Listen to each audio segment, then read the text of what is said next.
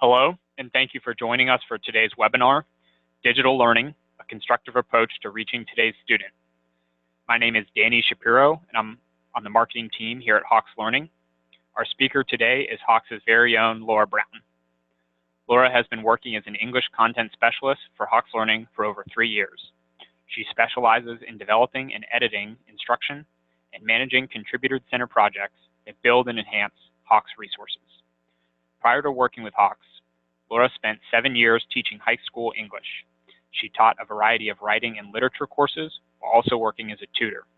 Additionally, Laura has taught several writing courses as an adjunct instructor at Trident Technical College in Charleston, South Carolina. She focused on introducing basic writing and analysis skills to incoming or recently returning students. We're excited that Laura is here with us to share all of her insight and expertise. If you have any questions, please enter those into the Q&A box located on the panel at the top or bottom of your screen, and we will make sure to address them at the end of the talk. And on that note, I will hand it over to you, Laura. Hi, everybody. Thanks so much for joining us today. We appreciate you taking the time out of your busy day to join us at Hawks. So as Danny said, my name is Laura Brown, and I work with our humanities content team. And so what that means is that I work with instructors like yourself to actually create and develop and modify the English resources that Hawks has to offer. But also, as Danny said, I did spend a good amount of time working as a high school English teacher and as an adjunct teaching some writing courses. So I'm certainly well aware of the importance of finding those right materials that are going to sort of do two things: work to support your instructional goals, but also find their way into your students' hands. Getting students to interact with the materials is the first step, and certainly can be an uphill battle sometimes. So what we wanted to spend a little time discussing today are some ways that digital approaches to learning can help to provide some of those meaningful academic experiences. So just so you know what we'll be talking about in a little more detail, really when looking for materials, ideally you're looking for something that's relevant, that's practical, and that is, of course, engaging for students. So we'll talk about the ways in which technology can sort of help to serve some of those philosophies when looking for materials. And then I wanted to just spend a few minutes at the end sharing some information about some of our online and our print resources. And then we'll have some time for questions and answers about either the focus of the webinar or anything related to our materials. So I wanted to start by asking you all to spend just a minute reflecting on the ways in which technology has benefited you more in your personal life than outside of the classroom. And you can see I have some examples on here, but just considering things like online bill paying, which was one that came to mind right away for me, or even you'll see I have automatic doors walking in and out of, say, grocery stores, audiobooks, of course, social media that I know a lot of us partake in. So just sort of considering some other things that have helped you or benefited you in your personal life. I know another sort of obvious example that stuck out to me is working with an online GPS on my phone. I'm sure some of you might be able to relate to this feeling. Maybe 10 or 15 years ago when you had handwritten directions next to you, or like me, maybe you printed out something from MapQuest and made a wrong turn and wound up feeling like this. So, new technology, it can be scary, it can feel intimidating often, but eventually it often turns into the kind of thing that not only we benefit from, but we really rely on a daily basis to avoid feeling like this woman on screen. And so that's what, I wanted to obviously bring this back to the classroom and talk a little more about how technology is going to work with today's students, with 21st century learners. So, teaching certainly is not without its challenges, as we all know. So I wanted to sort of outline what some of those challenges look like, somewhat from my experience, but also from the feedback that we hear consistently from instructors like yourself, but also, of course, some opportunities that come along with that. We hear often that students are coming to school, especially as freshmen, feeling or seeming a bit unprepared. And some of that comes with the struggles in content, and some of that is simply the ability to effectively study or manage time. We also know, there's a lot of research that supports this rise in non-traditional students coming back. I know as an adjunct, I often had students who were coming back after decades of being away from the classroom. And, some of that can be difficult in terms of technology because sometimes these are folks who sort of missed out on that technology revolution or, weren't really required to use it as much in their jobs. And students today look different than they did decades ago. They're parents, they're part-time professionals already. Some of them are only in school full-time, part-time. So, there are certainly a lot of challenges, but the opportunities that come along with that, I think for traditional students, are that many of them have grown up completely inundated by technology. It's what they know. It's a lot of times how they read, preferring maybe to read a blog versus a book, much to our dismay sometimes. And, I think with non-traditional students coming back, a lot of times presenting them with a digital approach to learning when it's done effectively can feel intuitive and a little bit more engaging. And this is certainly no secret, but we know that technology isn't going anywhere. Not only is it relevant for their academic success, but certainly for future goals, no matter really what the career path. And I also wanted to just say that, we certainly believe at Hawks that the technology that can best support you in your classroom is just that. It's a support tool. It's just something else to join your pool of resources to help you meet your needs, and certainly not replace your presence in the classroom.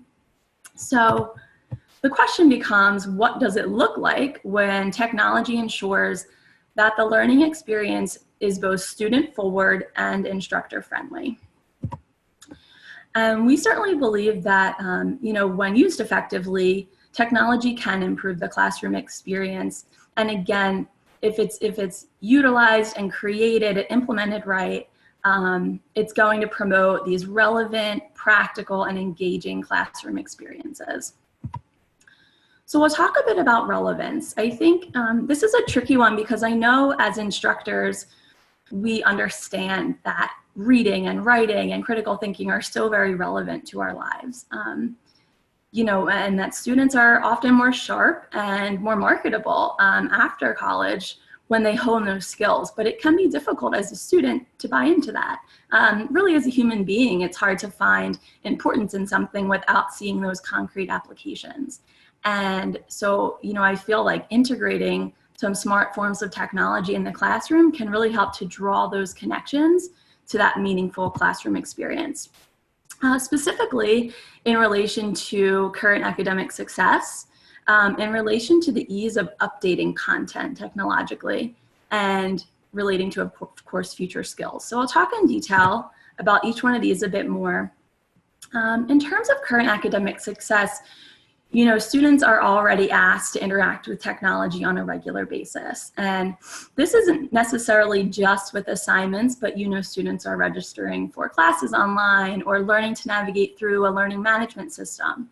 And of course, for a lot of students, they're checking in grades and submitting work and keeping up with course assignments through online systems. And then of course, I'm sure many of you use tools like discussion boards, or uploading assignments online, or maybe even some creative multimodal projects. And so students are already asked to consistently interact with technology, something that we want them to feel comfortable and successful doing. And it certainly extends outside of the English classroom, right? So you may have in maybe a Comp 1 or Comp 2 course, say one English major, sometimes if you're lucky. And so, again, we want students to understand how these sort of technological skills and this exposure is really relevant to a number of academic and career paths. So you see I have a number of just examples here, and of course this list could go on, but ways in which students are consistently being asked to succeed in class via technology, whether it's digital graphing in a math course or manipulating real-time data from a government site in econ. It's something that we're increasingly asking our students to feel comfortable doing. So the more exposure they get to it, theoretically, the more comfortable and successful they'll be. In terms of updating content, this is something that really helps for the content to feel like it's current. Creating and modifying content in an online courseware program really is much easier than doing it with a printed text. I have MLA up there. As many of you know, MLA likes to go through a number of changes. I know the 8th edition just came out a little over a year, maybe 2 years ago. So sometimes it's the instruction that needs updating, and sometimes it's simply the example. So I have LeBron James up there sort of as a poster child for just a relevant face and a relevant name. And it's important that we keep these materials feeling fresh, feeling like they're actually meant for students in 2019 and not from, 15, 20 years ago. So it's really wonderful to be able to give students something where that access to updated content comes easily. And of course, future skills. So I have a couple statistics up here I thought worth sharing. Again, this probably doesn't come as a surprise to anybody, but technology and interaction with it is just becoming more and more prevalent for students outside of the classroom and as they seek these future careers. So according to the US Bureau of Labor Statistics, more than half of jobs today require some level of tech skills, which I actually thought sounded a bit low. But then I saw that that's meant to increase to over 3/4 of jobs within the next decade. And then down below, you'll see the IDC had suggested that by next year, almost 6 million more jobs will require some form of IT skills, and half will be software related. So, a lot of this is about, using education for what it's meant to be, which is, preparing students for the future, no matter what they're looking to do, and exposing them continuously to smart, effective forms of technology really can work to their benefit. So to shift gears and talk about practicality, when you're looking for materials, you want something that makes sense, that feels easy, that feels simple, and that just feels logical to use. So we'll talk a little bit about the ways that a smart online courseware program or resource can exhibit those signs of practicality through an intuitive, user-friendly, or easy to navigate design, through accessible delivery, meaning, online resources can make themselves available through a number of platforms and modes. And then as an instructor, it can save you time and certainly provide some insight for you on some strengths and weaknesses and commonalities in your courses. So we'll start with the design. I think all of us have probably had experiences where technology can be frustrating. When it's not made correctly, it can make your blood boil. It can just drive you crazy.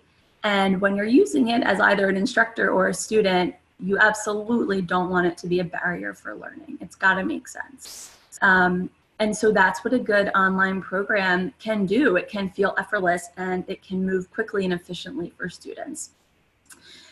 So the other thing too, beyond that, is that it's great to be able to offer students a space where you have one organized place to access the essential course information, anything from a syllabi to specific course assignments and due dates and grades.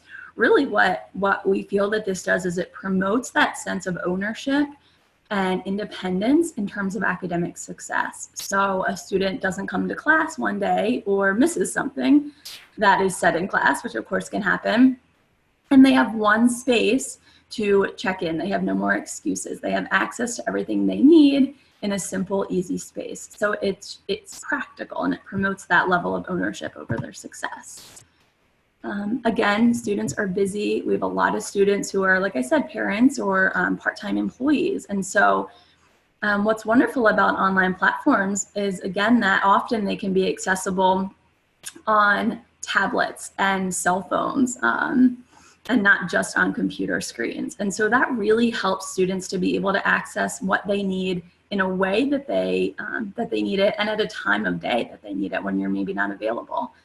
And it's great too to allow students that access, because when they hopefully are visiting your resource centers on campus, those centers might not always have a text in stock or might not have access to programs, but if students are showing up with these programs accessible and available, in some manner, then it makes that sort of connection with the resource center more rich.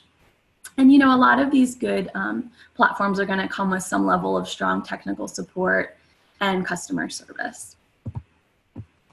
So I wanted to talk a bit about you all as instructors. Obviously, I think particularly in the world of English, I know anything that saves us time is wonderful. I know what it's like to stare down a stack of large, research papers, and that can feel like you'll never, get out of it.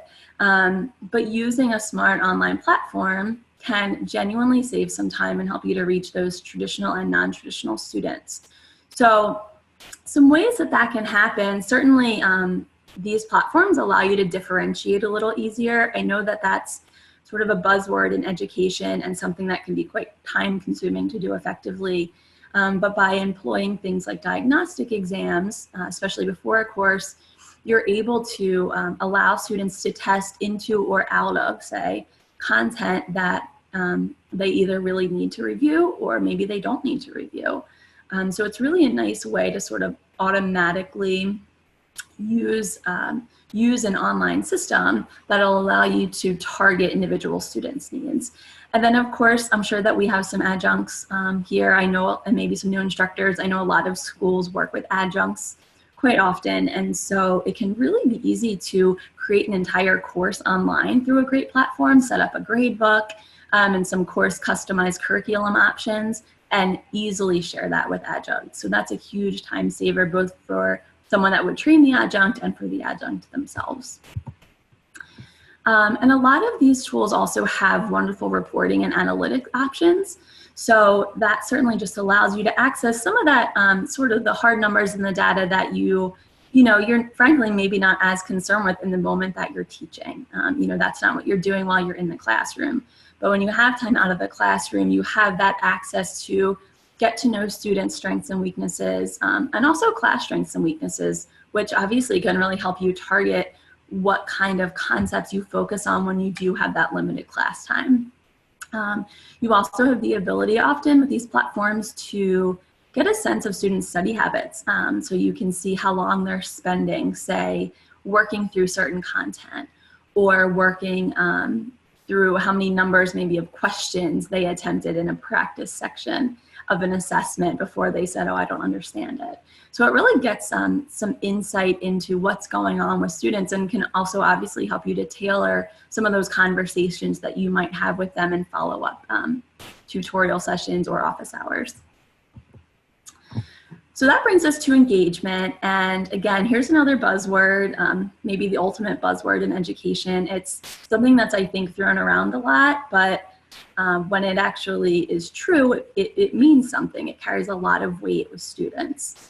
So we'll talk about the ways in which a good online platform or resource can engage students through promoting play and collaboration, even online, and that it can feel adaptive to students, which again is going to help them feel that they're focusing on what matters to them as an individual.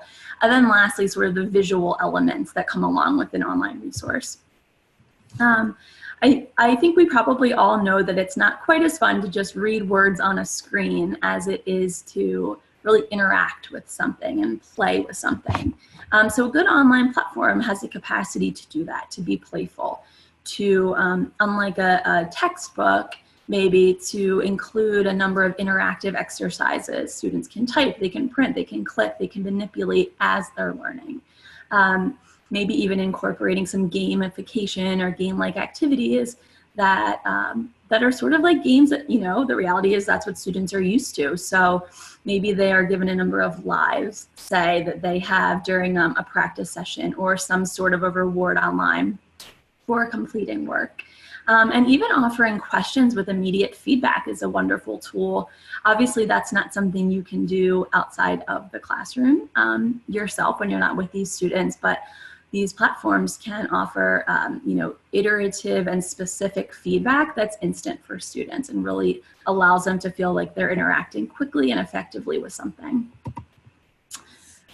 Collaboration is one I particularly like to discuss, because I do think that it's easy to consider technology as a bit of an isolated experience. And, it certainly can be sometimes. That sometimes that's what you need, is for students to work independently.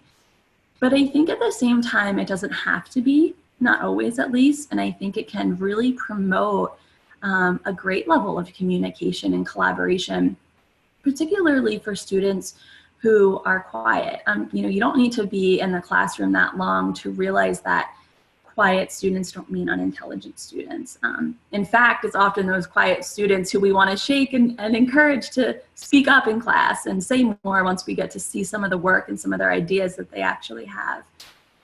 So it's really, online platforms can really be a great safe space to encourage students who are, maybe they're shy, or maybe again, they're coming back to school after being out for years or decades, and they're just not as comfortable sharing their ideas. And so it really can promote collaboration in a safe space.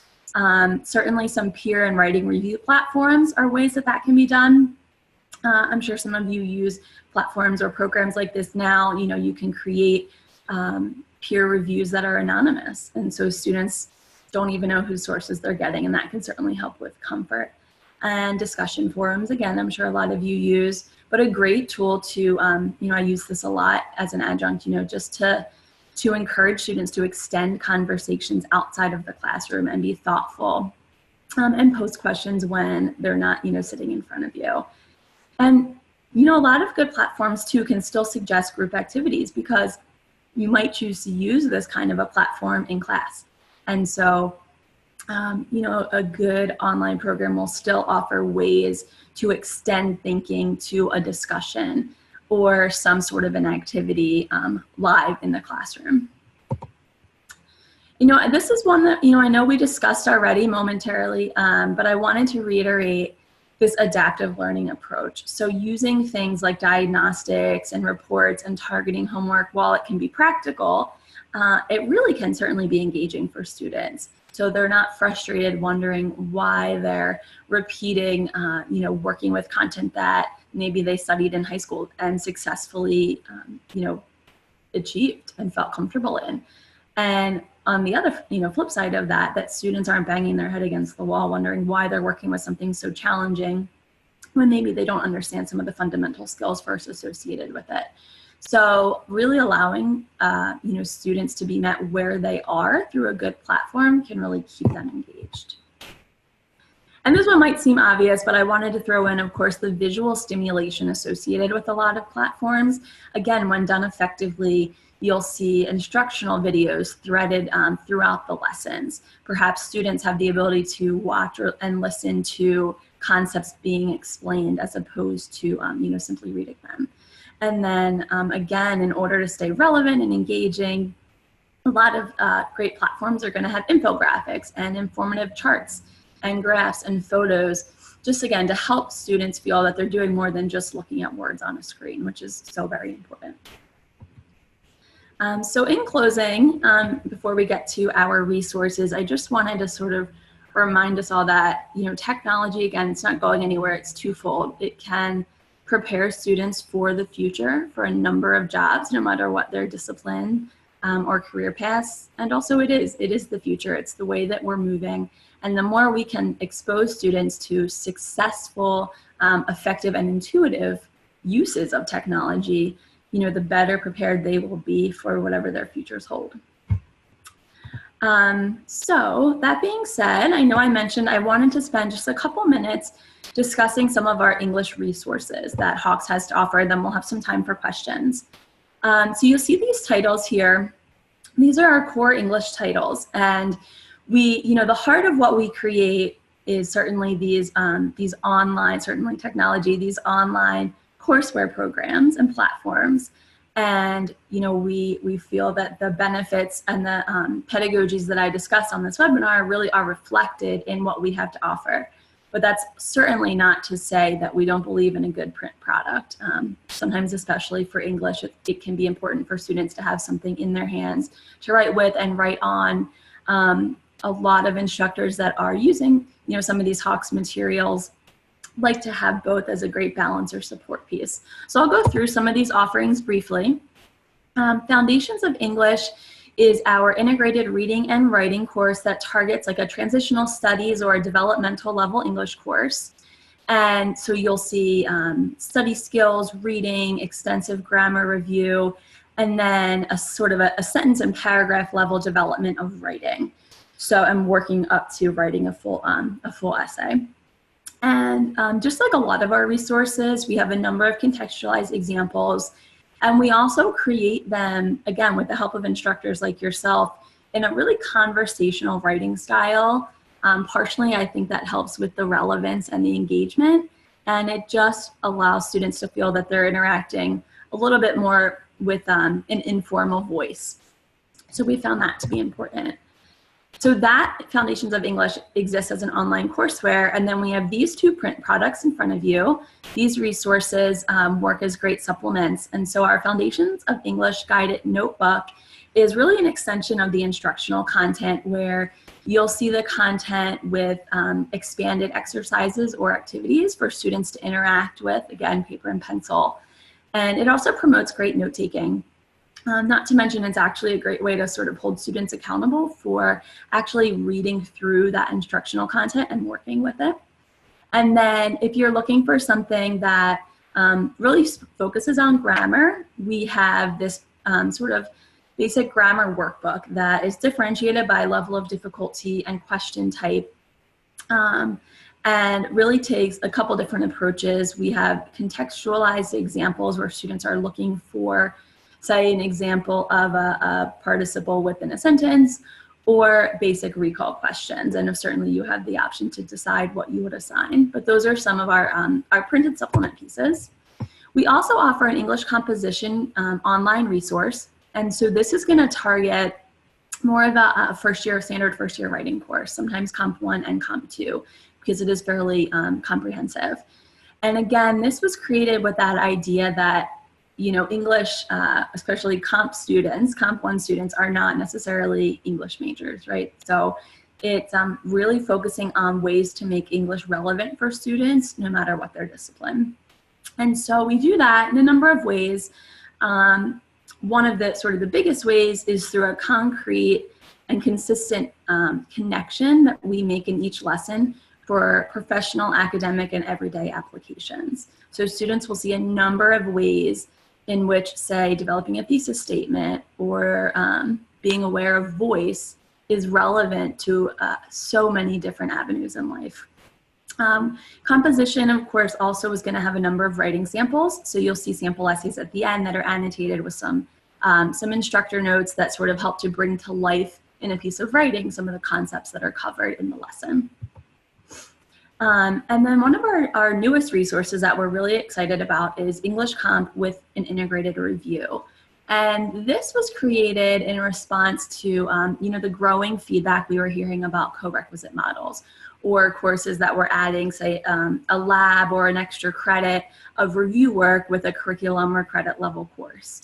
So that's what English Comp with integrated review is. It really has you know, the content in our English composition course, but each chapter is preceded by a set of lessons that really sort of targets some foundational content that helps students be prepared for the curriculum level content.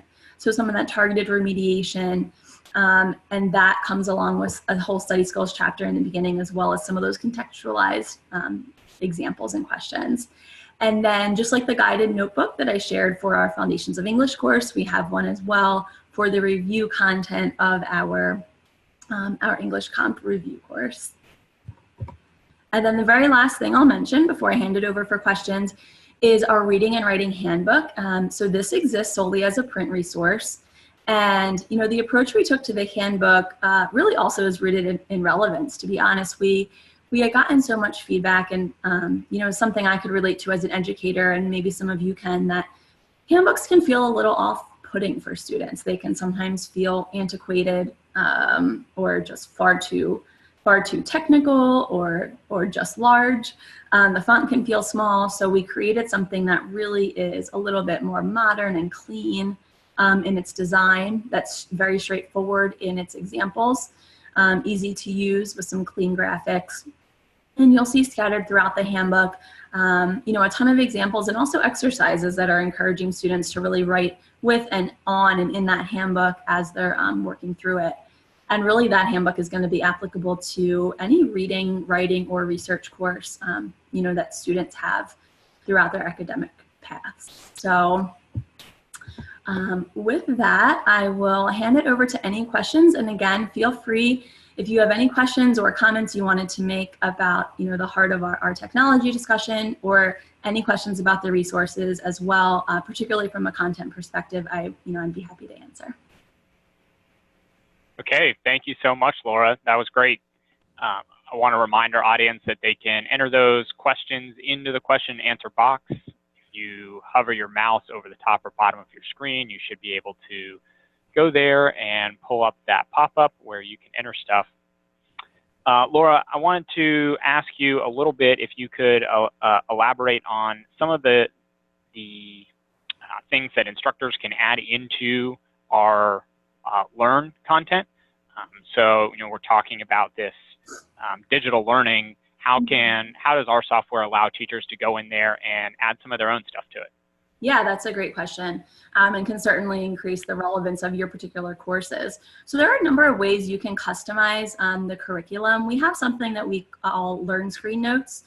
So that will allow you to actually make changes to the particular instructional content, or what we call Learn Screens. And our Learn Screen is essentially going to be like an interactive text. So you'll be able to get in there and add notes, upload things like PowerPoints, provide links to, say, a great TED Talk or YouTube video, or if you wanted to modify the way that something was described because you feel that, you want to explain it in a different way, we certainly understand that. So you have a space on every page of that instruction in order to, really get in there and make that your own. And, to sort of piggyback on that question, you also certainly have the ability to tailor our question bank. So we have a number of questions in our question bank for every lesson, each with generally an average of 30 iterations. And so you would have the ability to sort of tailor the questions that you provide for students to access in a way that, again, is going to meet both your course objectives and any changes that you would make yourself to the Learn Screens. And one other thing that I thought we should make sure to talk a little bit about that is unique and specific to our English courseware content is some of the peer review features that we have recently incorporated. Could you discuss that? Sure. So no matter what online resource you'd use through Hawks, you would have access to what we call Smart Review. So Smart Review is an online, instructor and peer review platform. So, you could certainly use it simply for, assigning work, getting it back and grading it yourself.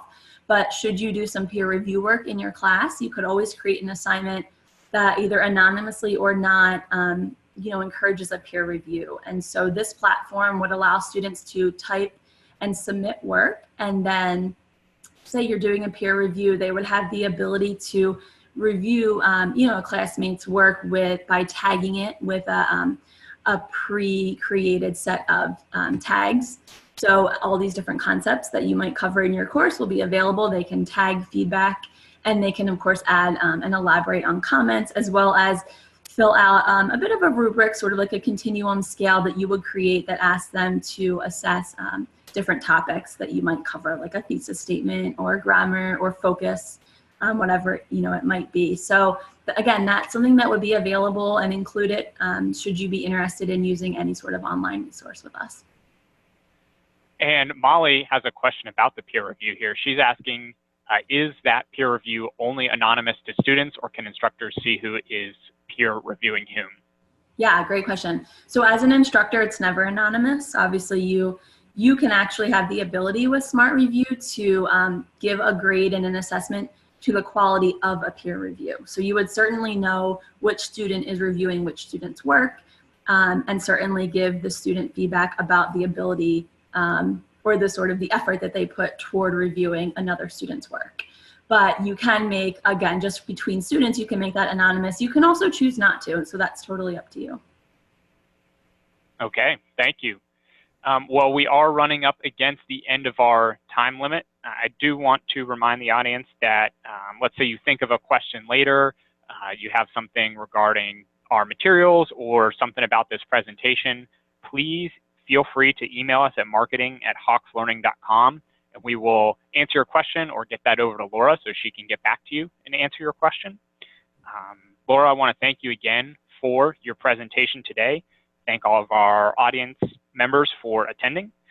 We will be emailing out a link to view this webinar on demand, and you can view all our past webinars at our blog at blog.hawkslearning.com. Hope everyone has a great rest of their day. Thank you.